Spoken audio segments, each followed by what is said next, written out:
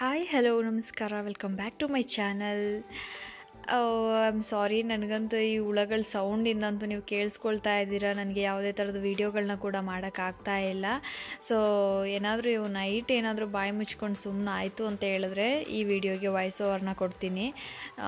ನಿಮಗೆ ತುಂಬ ಇರಿಟೇಷನ್ ಅನಿಸುತ್ತೆ ಈ ಸೌಂಡಿಂದಾಗಿ ಕೇಳಿಸ್ಕೊಳ್ಳೋದಕ್ಕೆ. ಸೊ ಹಂಗಾಗಿ ಈ ವಿಡಿಯೋನ ನಾನು ಬಾಯಿ ಮುಚ್ಕೊಂಡು ಮಾಡೋದೇ ಸರಿ ಅಂತ ಅನ್ನಿಸ್ತಿದೆ. ಇವತ್ತಿನ ವಿಡಿಯೋ ಏನಂದರೆ, ಮಂಜು ಪ್ಯಾಂಟ್ ಹೋಗಿ ನನ್ನ ಮಿಡಿ ಆಗಿದ್ದು, ಹಾಗೆಯೇ ನಾನು ಬ್ಲೌಸ್ ಹೊಲಿಯೋದನ್ನ ಕಲಿತಾ ಇದ್ದೀನಿ ಅಂತ ನಾನು ನಿಮ್ಮ ಹತ್ರ ಹೇಳಿದ್ನಲ್ವಾ, ಹೇಗೆಲ್ಲ ಹೊಲಿದಿದ್ದೀನಿ, ಎಷ್ಟು ಬ್ಲೌಸ್ ಹೊಲಿದಿದ್ದೀನಿ ಅಂತ ತೋರಿಸ್ತೀನಿ. ಎಷ್ಟು ಕಷ್ಟ ಆಗುತ್ತಾ ಕೈ ಇಲ್ಲೆಲ್ಲ ನಾವು ಗೊತ್ತಾಗ. ಅಯ್ಯೋ ಇಷ್ಟು ದೂರ ಕರ್ಕೊಬಂದಿದೆ, ಬಿಟ್ಟಿದ್ದೆ ಅಷ್ಟು ದೂರ ಓಡೇ ಹೋಯ್ತಲ್ಲ. ನಂದು ಮಿಡ್ಡಿ ರೆಡಿ ಆಯಿತು ಮಂಜು ಪ್ಯಾಂಟಲ್ಲಿ. Denim skirt.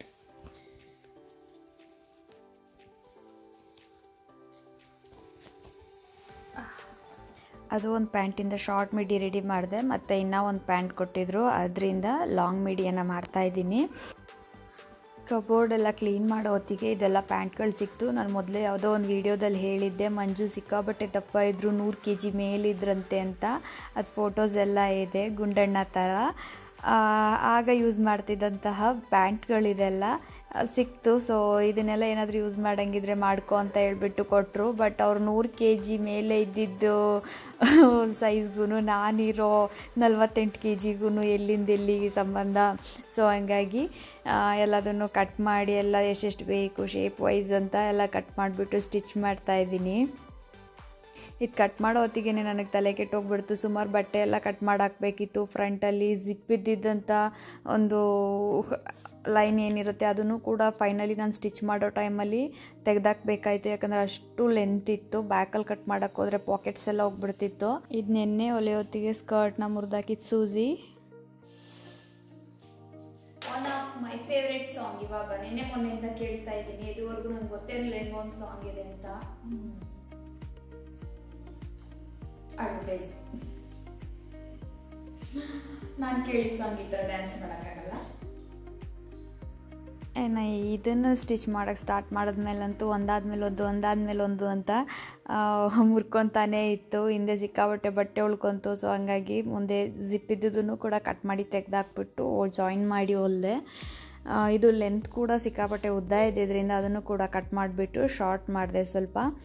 ಇಷ್ಟು ಸೂಜಿ ಜೊತೆ ಇನ್ನೂ 1-2 ಸೂಜಿಯನ್ನು ಮುರ್ಕೊಂಡೆ, ಅದು ಸಿಗಲಿಲ್ಲ, ಕೆಳಗಡೆ ಎಲ್ಲೋ ಬಿದ್ದೋಗ್ಬಿಟ್ಟಿತ್ತು. ಅದಂತ ಎಲ್ಲ ಡ್ರೆಸ್ಗಳನ್ನೂ ವೇರ್ ಮಾಡಿ ತೋರಿಸ್ತಾ ಇದ್ದೀನಿ, ಮಿಡಿಗಳನ್ನ. ಮತ್ತು ನಾನೊಂದು ಕುರ್ತಾನ ಹೊಲಿದೆ, ಅದನ್ನು ನಂಗೆ ತುಂಬ ಖುಷಿ ಆಗ್ತಿದೆ. ಶಾರ್ಟಾಗಿ ಕ್ಯೂಟಾಗಿ ಕಾಣಿಸ್ತಿದೆ ಇದಂತೂ. So amazing.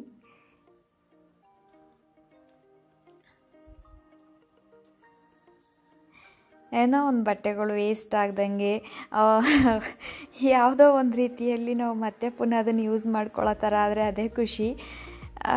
ಆಲ್ಮೋಸ್ಟ್ ಆಲ್ ಅವ್ರದ್ದು ಒಂದು 4 ಪ್ಯಾಂಟ್ ಕೊಟ್ಟಿದ್ದರು, ಅದರಲ್ಲಿ 2 ಪ್ಯಾಂಟನ್ನು ಈ ರೀತಿ ಯೂಸ್ ಮಾಡಿದ್ದೀನಿ. ಇನ್ನೊಂದು ಬ್ಲ್ಯಾಕ್ ಕಲರ್ ಪ್ಯಾಂಟ್ ಕೊಟ್ಟಿದ್ದರು, ಅದನ್ನು ಬೇಡ ಬೇರೆ ಏನಾದ್ರೂ ಕಲರ್ ಮಾಡೋಣ, ನೋಡೋಣ ಹೇಗೆ ಅನಿಸುತ್ತೆ ಅಂತ ಹೇಳ್ಬಿಟ್ಟು ಹಾಗೆ ಇಟ್ಬಿಟ್ಟಿದ್ದೀನಿ. ಅದನ್ನು ಇದರಲ್ಲಿ ವಾಕ್ ಮಾಡಿದ್ದು ನನಗೆ ತುಂಬ ಖುಷಿ ಆಯಿತು. ಇನ್ನು ಇದು ಲಾಂಗ್ ಮಿಡಿ ಸ್ಟಿಚ್ ಮಾಡಿದ್ದು.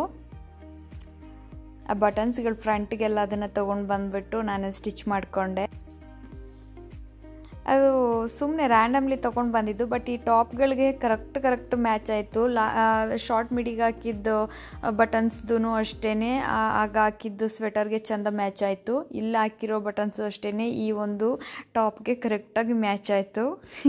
ನನಗೆ ವಿಡಿಯೋ ಎಡಿಟ್ ಮಾಡೋ ಹೊತ್ತಿಗೆ ಗೊತ್ತಾಗಿದ್ದು, ಓಕೆ ಕರೆಕ್ಟ್ ಮ್ಯಾಚಿಂಗ್ ಇದೆ ಅಂತ ಬಟನ್ಸ್ ಕೂಡ. ನನಗೆ ಮಳೆ ಮೋಡ ಇದ್ದಿದ್ದರಿಂದ ಹಾಗೆಯೇ ರೂಮೆಲ್ಲ ಸ್ವಲ್ಪ ಕತ್ಲೆ ಥರ ಫೀಲ್ ಆಗ್ತಿತ್ತು. ಕರೆಂಟ್ ಇರಲಿಲ್ಲ, ಲೈಟ್ ಪ್ರಾಬ್ಲಮ್ ಇದ್ದಿದ್ದರಿಂದ ರಿಂಗ್ ಲೈಟಿಂದನೇ ಸ್ವಲ್ಪ ಓಡಿಸೋದಕ್ಕೆ ನೋಡಿದೆ, ಬಟ್ ಅದು ಕೂಡ ಅಷ್ಟು ಕ್ಲಿಯರಾಗಿ ಬರಲಿಲ್ಲ. ನೋಡ್ತಾ ಇದ್ದೀರಲ್ಲ ಎಷ್ಟು ಚೆನ್ನಾಗಿ ಕಾಣಿಸ್ತಾ ಇದೆ ಅಂತ. ಹಾಗೆ ಇದೊಂದು ಕುರ್ತಾ ನನಗೆ ಸುಮ್ಮನೆ ತೊಗೊಂಡಿದ್ದೆ, ಜೀನ್ಸ್ ಪ್ಯಾಂಟ್ಗೆ ಅಂತಲೇ ಸ್ಟಿಚ್ ಮಾಡ್ಕೊಳ್ಬೇಕು ಅಂತ. ಸೊ ತಗೊಂಡೆ, ನಾನೇ ಕಟ್ ಮಾಡಿ ಸ್ಟಿಚ್ ಮಾಡಿಕೊಂಡೆ. ಖುಷಿ ಆಯಿತು ನನಗೆ. ಬ್ಯಾಕ್ ಡಿಸೈನ್ ನೋಡಿದ್ರಿ ಅಲ್ಲ, ಅದೆಲ್ಲ ನಾನು ಫಸ್ಟ್ ಟೈಮ್ ಈ ಥರ ಎಲ್ಲ ಹೊಲ್ದಿದ್ದು. So I am so happy. ಇನ್ನು ಇದಂತೂ ನಾನು ತೊಗೊಳ್ಳುವಾಗ ತೊಗೊಬಿಟ್ಟೆ, ಹೆಂಗೆ ತೊಗೊಂಡೆ ಎಲ್ಲಿ ತೊಗೊಂಡೆ ಅಂತಲೇ ನನಗೆ ನೆನಪೇ ಇಲ್ಲ. ಗುಡ್ಡೆ ಬಟ್ಟೆ ತೊಗೊಳ್ಳುವಾಗ ತೊಗೊಬಿಟ್ಟಿದ್ದೆ. ಓಪನ್ ಇತ್ತು, ಬಟ್ ಆ ಕಂಬಳಿ ಥರ ಇರೋದ್ರಿಂದ ನನಗದು ಅಷ್ಟು ಕಂಫರ್ಟ್ ಫೀಲ್ ಆಗ್ತಾ ಇರಲಿಲ್ಲ ಹಾಕೊಳ್ಳೋದಕ್ಕೆ. ಸೊ ಹಾಗಾಗಿ ಅದನ್ನು ಸೈಡ್ ಕೂಡ ಸ್ಟಿಚ್ ಮಾಡಿಬಿಟ್ಟೆ. ಸೊ ಎ ಲೈನ್ ಕುರ್ತಿ ಥರ ಅದನ್ನು ಸಿಂಗಲಾಗಿ ಹಾಕ್ಕೊಳ್ಬೋದು. ನೆಕ್ಸ್ಟ್ ನಾನು ಮೊದಲೇ ಹೇಳಿದ್ನಲ್ವ, ಬ್ಲೌಸ್ ಎಲ್ಲ ಸ್ಟಿಚ್ ಮಾಡೋದು ಕಲಿತಾ ಇದ್ದೀನಿ ಅಂತ ಹೇಳಿಬಿಟ್ಟು ಅಮ್ಮನ ಬ್ಲೌಸ್ ತಂದು ಸುಮಾರು ಬ್ಲೌಸ್ ಎಲ್ಲ ಹಾಳು ಮಾಡಿದ್ದಾಯಿತು. ಇದು ಫಸ್ಟ್ ವೀಡಿಯೋದಲ್ಲಿ ನಾನು ತೋರಿಸಿದ್ದು ಸ್ಟಿಚ್ ಮಾಡಿದೆ, ಖುಷಿ ಆಯಿತು ಅಂತ. ಬಟ್ ಸಿಕ್ಕಾಬಟ್ಟೆ ಪ್ರಾಬ್ಲಮ್ ಇದೆ ಈ ಬ್ಲೌಸಲ್ಲಿ. ಓಕೆ ಅಂತ ಅಲ್ಲ, ಏನೋ ಒಂದು ಬ್ಲೌಸ್ ಥರ ಕಾಣಿಸ್ತಿದೆ ಅಷ್ಟೇ. ಬಟ್ ಫುಲ್ ಆಫ್ ಬ್ಲೌಸ್ ಎಲ್ಲ ಮಿಸ್ಟೇಕಿಂದನೇ ತುಂಬೋಗ್ಬಿಟ್ಟೈತೆ. ಫಸ್ಟ್ ಬ್ಲೌಸ್ ಅಂತೂ ಟೊಯ್ಯ ಆಗೋಯ್ತು. ಇನ್ನು ಸೆಕೆಂಡ್ ಒನ್ ಬ್ಲೌಸು ಇದೂ ಅಷ್ಟೇ, ಫುಲ್ಲು ಬ್ಯಾಕಲ್ಲಿ ಡೀಪೇ ಕೊಡಬಾರ್ದು ಅಂತ ಹೇಳ್ಬಿಟ್ಟು ಹಾಗೆಯೇ ಫುಲ್ ಕವರ್ ಆಗೋ ಥರ ಹೊಲಿದೆ. ಬಟ್ ಅದೇನೋ ಓಕೆ ಹೊಲಿದೆ. ಇನ್ನು ಅಲ್ಲಿ ಶೋಲ್ಡರ್ 5 ಕೊಡಬೇಕಿತ್ತು, ನಾನು 3 ಕೊಟ್ಟಿದ್ದೆ. ಅದು ಹೆಂಗಾಗುತ್ತೆ ಅಂದರೆ ಆ ಥರ ಶೋಲ್ಡರ್ ಎಲ್ಲ ಮೇಲೆ ಕೆತ್ಕೊಬಿಡತ್ತೆ. ಈ ಬ್ಲೌಸ್ ಫುಲ್ಲು ಫಿನಿಶ್ ಆದಮೇಲೆ ಎಷ್ಟು ಖುಷಿ ಆಯಿತು ಅಂದರೆ, ವೇರ್ ಮಾಡಿ ನೋಡಿದಾಗಂತೂ ಫುಲ್ ಬೇಜಾರಾಗೋಯ್ತು. ನಮ್ಮದು ಮುಗಿಯದ ಕತೆ. ಈ ಬ್ಲೌಸ್ ಅಂತೂ ತುಂಬ ಪರ್ಫೆಕ್ಟಾಗಿ ಕರೆಕ್ಟಾಗಿ ಬಂತು. ನನಗಂತೂ ಸಿಕ್ಕಾಪಟ್ಟೆ ಖುಷಿ ಆಯಿತು. ಇದು 5th ಅಟೆಂಪ್ಟಲ್ಲಿ ಬಂದದ್ದು ಕರೆಕ್ಟಾಗಿ ಅನ್ನಿಸ್ತು ನನಗೆ. ಯಾಕಂದರೆ ಅಲ್ಲಿ ಬರುವಂತಹ ಸ್ಟಿಚಿಂಗ್ ಲೈನ್ಗಳೆಲ್ಲ ಏನಿರುತ್ತೆ ಅದು ಪರ್ಫೆಕ್ಟ್ ಆಗಿದ್ರೆ ಕರೆಕ್ಟ್ ಇದೆ ಬ್ಲೌಸ್ ಅಂತ ಅರ್ಥ. ಬಟ್ ಇಷ್ಟಕ್ಕೂ ನಮ್ಮ ವೇರ್ ಮಾಡಿ ನೋಡಿದ ಮೇಲೇ ಇದೆಲ್ಲ ಗೊತ್ತಾಗೋದು ಕರೆಕ್ಟಾ ಇಲ್ವಾ ಅಂತ. ನಾನು ಕಲ್ತ್ಕೊಂಡ್ಬಿಟ್ಟೆ. ಏನಾಯ್ತು? ಹೌದಾ? 3ನೇದಾಗ ಹೊಲ್ದಿದ್ದು ಬ್ಲೌಸ್ ತೋರಿಸಿಲ್ಲ ಅಲ್ಲ, ಇದು ಕೂಡ ಡೀಪ್ ಜಾಸ್ತಿ ಆಗೋಯ್ತು. ಅಮ್ಮನ ಬ್ಲೌಸ್ ಅಲ್ವಾ ಕಲಿಯೋಕ್ಕೆ ತಗೊಂಡಿದ್ದು, ಆದ್ರೂ ಕಲ್ತ್ರೂ ಯೂಸ್ ಆಗೋ ಥರನಾದರೂ ಹೊಲಿಬೇಕು. ಇದು ಕೂಡ ಹೆವಿ ಡೀಪ್ ಆಯಿತು. ಸೊ ಇದೂ ಡೀಪಲ್ಲಿ ಟೈಂಕ್ ಅನ್ನಿಸ್ತೆ. But it's okay. ಬಟ್ ಬೇರೆದೆಲ್ಲ ಕರೆಕ್ಟಾಗಿ ಬಂತು. ಜೊತೆಗೆ ಡೀಪ್ ಒಂದೇ ಅಲ್ಲ, ಇದನ್ನು ಕೂಡ ನಾನು ಇನ್ನೂ 1 ಇಂಚ್ ಎಕ್ಸ್ಟ್ರಾ ತೊಗೋಬೇಕಿತ್ತು. ನಾವು ಹುಡುಗಿರಿಗೆ ಹೊಲಿಯೋ ಥರ ತೊಗೊಬಿಟ್ಟಿದ್ದೀನಿ ಹಳ್ತೇನ. ಇದು ಕೂಡ ಒಂದು ಹಿಂಗೆ ಆವ್ರೇಜ್ ಥರ. ನಾನು ಯಾವಾಗಲೇ ತೋರಿಸಿದ್ದು ನಂದು 5th ಅಟೆಂಪ್ಟಲ್ಲಿ ಇದು ಪರ್ಫೆಕ್ಟಾಗಿ ಬಂದಿದ್ದು. ನಂದು 4th ಅಟೆಂಪ್ಟ್ ಇದು ಬಂದು. ಇದು ಕೂಡ ಪರ್ಫೆಕ್ಟಾಗಿಯೇ ಬಂತು.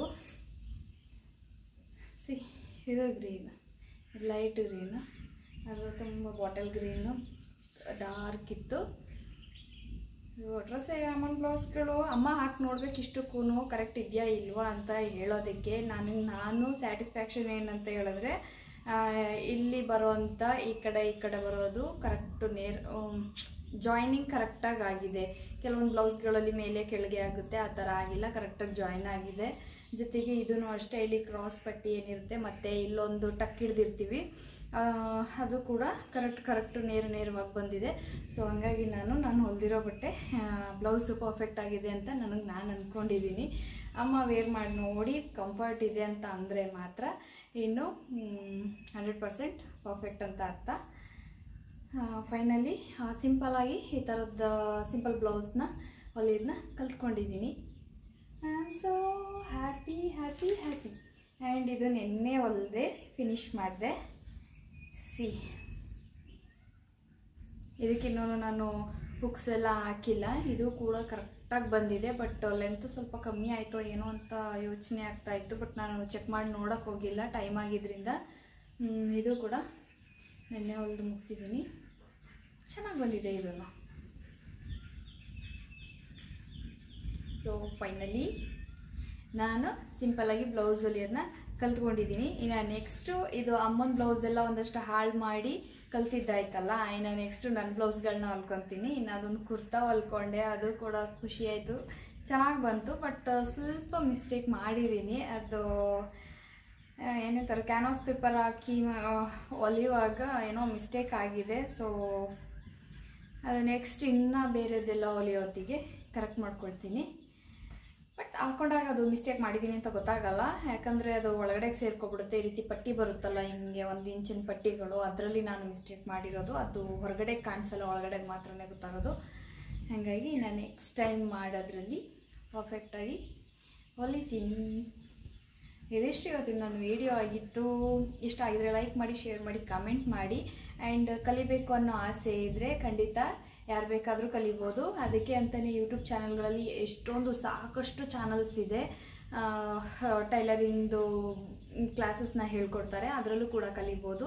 ನಿಮಗೆ ಓಕೆ ಟೈಲರಿಂಗ್ ಕ್ಲಾಸ್ ಸ್ವಲ್ಪ ಕನ್ಫ್ಯೂಸ್ ಅನಿಸ್ತಿದೆ ಅಂದರೆ ಅಟ್ಲೀಸ್ಟ್ ಒಂದು 15 ಡೇಸ್ ಆದ್ರೂ ಹೊರಗಡೆ ಹೋಗಿ ಪೆಡಲ್ ಮಾಡೋದು ಮತ್ತು ಅದು ಥ್ರೆಡ್ಸ್ ಎಲ್ಲ ಹಾಕೋದು ಸೂಜಿಗೆ, ಆ ಥರದ್ದೆಲ್ಲನೂ ನೀವು ಕಲ್ತ್ಕೊಂಡು ಬಂದುಬಿಟ್ರೆ ಇನ್ನೂ ಪರ್ಫೆಕ್ಟ್. ಇಲ್ಲದಿದ್ದರೆ ಓಕೆ ನಾವು ಅಷ್ಟೂ ವಿಡಿಯೋ ನೋಡಿನೇ ಕಲಿತೀವಿ ಅನ್ನೋಷ್ಟು ಒಂದು ಮೈಂಡ್ ಸೆಟ್ ಇದ್ದರೆ ನೋ ಪ್ರಾಬ್ಲಮ್, ವಿಡಿಯೋ ನೋಡಿನೇ ಕಲ್ತ್ಕೋಬೋದು. ಸೊ ತುಂಬ ಯೂಸ್ಫುಲ್ ಆಗುತ್ತೆ. ನಮ್ಮ ಬಟ್ಟೆ ನಾವು ಹೊಲ್ಕೊಳ್ಳೋದ್ರಿಂದ ತುಂಬ ಖುಷಿಯಾಗುತ್ತೆ. ನೀವು ಕೂಡ ಕಲೀರಿ, ಎಂಜಾಯ್ ಮಾಡಿ. ನನಗಂತೂ ತುಂಬ ಖುಷಿ ಆಯಿತು. ನಾನು ಕುರ್ತಾ ನಾನು ಫಸ್ಟ್ ಟೈಮ್ ನಾನೇ ಕಟ್ ಮಾಡಿ ನಾನು ಹೊಲ್ಕೊಂಡಿದ್ದು, ಅದು ಕೂಡ ನನಗೆ ಸಿಕ್ಕಾಪಟ್ಟೆ ಖುಷಿ ಆಯಿತು. ಸೊ ಫೈನಲಿ ಹಳೆಯದ್ರಿಂದ ಹೊಸ ಥರ ಹೆಂಗೆ ಮಾಡ್ಕೊಳ್ಳೋದು, ಜೊತೆಗೆ ವೇಸ್ಟಾಗಿ ಎಸೆಯೋಂಥ ಐಟಮ್ಸ್ಗಳು. ಈ ಡ್ರೆಸ್ಸೂ ಅಷ್ಟೇ ನನಗೆ ಒಂಥರ ಕಂಬಳಿ ಥರ. ಇದು ನೀವು ಮೆಟೀರಿಯಲ್ ನೋಡ್ತಾ ಇದ್ದೀರಾ, ಸಿಕ್ಕಾಪಟ್ಟೆ ತಿಕ್ಕಿದೆ, ಒಂಥರ ನಾನು ಮೈ ಮೇಲೆ ಕಂಬಳಿನ ಉಜ್ಕೊಂಡಿದ್ದೀನಿ ಅನ್ನೋ ಅಷ್ಟು ಫೀಲ್ ಆಗುತ್ತೆ. ಇದನ್ನು ಹಾಕ್ಕೊಂಡು ಇದ್ರ ಒಳಗಡೆಗೆ ಮತ್ತೆ ಪ್ಯಾಂಟು ಎಲ್ಲ ಹಾಕ್ಕೊಳ್ಳೋದು ತುಂಬ ಹಿಂಸೆ ಥರ ಅನ್ನಿಸ್ತಾಯಿತ್ತು. ಸೊ ಹಂಗಾಗಿ ಯೋಚನೆ ಮಾಡಿ ಸೈಡಲ್ಲಿ ಹೊಲ್ದ್ಬಿಟ್ಟೆ. ಇದೊಂಥರ ಏರ್ಲೈನ್ ಡ್ರೆಸ್ ಥರ ಚೆನ್ನಾಗಿ ಆಯಿತು. ಈ ಥರ ಏನೋ ನಮ್ಮ ಒಂದು ವಿಷಯವಾಗಿ ನಮಗೆ ನಮ್ಮ ಬಟ್ಟೆನ ನಾವು ಹೆಂಗೆ ಬೇಕಂಗೆ ಚೇಂಜ್ ಮಾಡ್ಕೋಬೋದು ನಾವೇ ಟೈಲರಿಂಗ್ ಅನ್ನೋದನ್ನ ಕಲ್ತ್ಕೊಂಡ್ರೆ. ನನಗಂತೂ ತುಂಬ ಖುಷಿ ಇದೆ ಈ ವಿಷಯದಲ್ಲಿ. ಇನ್ನೂ ಕಲಿಬೇಕು, ಇನ್ನೂ ಡಿಸೈನ್ ಬ್ಲೌಸ್ ಎಲ್ಲ ನಾನು ಸ್ಟಿಚ್ ಮಾಡೋದನ್ನ ಕಲಿಬೇಕು. ನೆಕ್ಸ್ಟ್ ನೋಡೋಣ. ನಾನು ನೆಕ್ಸ್ಟ್ ವೀಡಿಯೋಗಳಲ್ಲಿ ಯಾವುದಾದ್ರೂ ಆ ಥರದ್ದೆಲ್ಲ ಸ್ಟಿಚ್ ಮಾಡಿದಾಗ ನಾನು ನಿಮ್ಗಳ ಜೊತೆ ಶೇರ್ ಮಾಡ್ಕೊಳ್ತೀನಿ. Thank you so much for watching my video.